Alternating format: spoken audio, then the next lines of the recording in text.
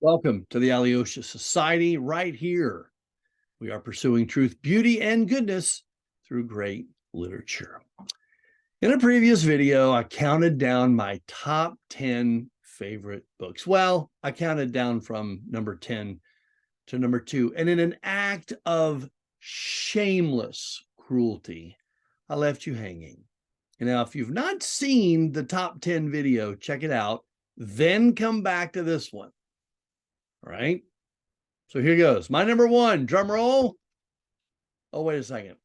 You know what? I should recap the other 9 just quickly. I'm not going to do the same. No, just very quickly. Let's take a look at those. Yeah, we got it. We got to recap. Hang on. Let me I'm going to pull up. Yeah, here we go. Okay, there it is. There it is. All right. Just hang tight. Yeah. So if you may remember, if you watched that other video, number 10, I have Emma, Jane Austen. Song of Solomon, Toni Morrison.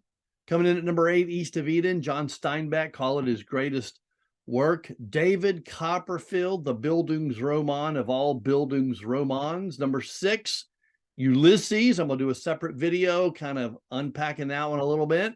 It's a tough one. Number 5, Herodotus and the Histories, Greek and Persian Wars. Number 4, Fyodor Dostoevsky's The Brothers Karamazov. The Aeneid at number 3. I have the Odyssey at number 2.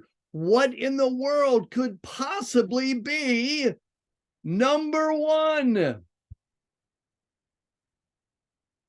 Yeah. Some of you who know me already knew this, didn't you? The complete short stories of Flannery O'Connor. Flannery O'Connor, yeah.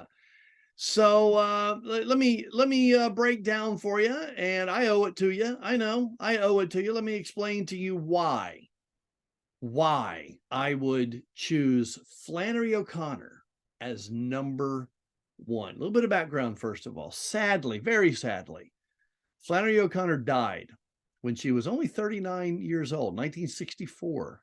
She died. Same disease that took her father, lupus. In her brief life, she wrote 31 short stories. She wrote a couple of novels, The Violet Bared Away and Wise Blood. She wrote a number of literary essays as well. But in everything she did, O'Connor's Christian faith comes out in her stories, not in a preachy way at all, but rather in a profoundly thoughtful manner. You know, she was born and raised in Georgia. She spent much of her time on a farm, but she was not at all sheltered from what was going on in the broader culture. How do I know that? Well, in her own words, Flannery O'Connor said, "My audience are the people who think God is dead." Now, we all recognize this famous 3-word pronouncement as coming from the 19th century philosopher Friedrich Nietzsche.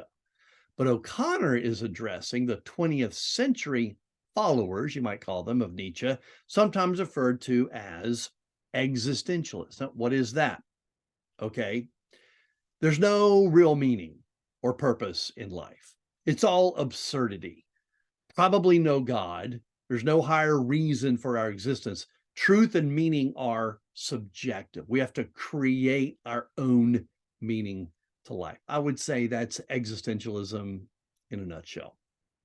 Enter this sweet, unassuming young lady from Milledgeville, Georgia. O'Connor saw a culture moving in this direction, becoming more and more blind and deaf to biblical truth. And in that context, she once said, "To the hard of hearing, you shout. And for the almost blind, you draw large and startling figures." What did she mean by that? Well, her stories are violent. They're disturbing, shocking, even to contemporary sensibilities. She was trying to jolt her readers to reawaken a culture that had become comfortable, cozy, a culture that was getting used to the idea maybe there is no God. How does she do that? Well, there's a bit of a pattern in her stories. Most of her stories feature a character with a visible flaw, often a physical flaw, like an illness or, I don't know, a prosthetic leg, for example. And this physical flaw points to a spiritual condition of brokenness. And the protagonist is eventually confronted with what O'Connor called a moment of grace, an event that radically shakes him or her up, some sort of confrontation with the true and living God. The theological topics that she tackles range from the Eucharist, the dual nature of Christ, the atonement, the work of the Holy Spirit, triune nature of God. But I would say the incarnation was the theological reality that she came back to over and over again. God become man. Now, why? Why is O'Connor my number one? Because there's a lot really talented, gifted, genius authors to choose from. She makes me laugh. She makes me think. She makes me cringe. Her stories dismantle my soul and recreate it. The horror in her stories unnerves me, then settles my psyche with sublime peace. I'm often breathless at the end of a Flannery O'Connor story, even one that I've read many times. I would say I'm a Southerner at heart, and O'Connor combines these incredibly humorous Southernisms with deep and rich theological truths. What O'Connor can accomplish in a short story is breathtaking. You can't unsee a Flannery O'Connor story. They're just too jolting. They're too disturbing. They're too memorable. They force you to think much more deeply about an issue than maybe you've ever dared to think about it. Her stories serve as a mirror that reflects back to me a twisted, bent, broken soul, along with all humanity in our fallenness. I believe that O'Connor rightly understood that diagnosing the problem of humanity, that is our depravity, is the first step to being redeemed.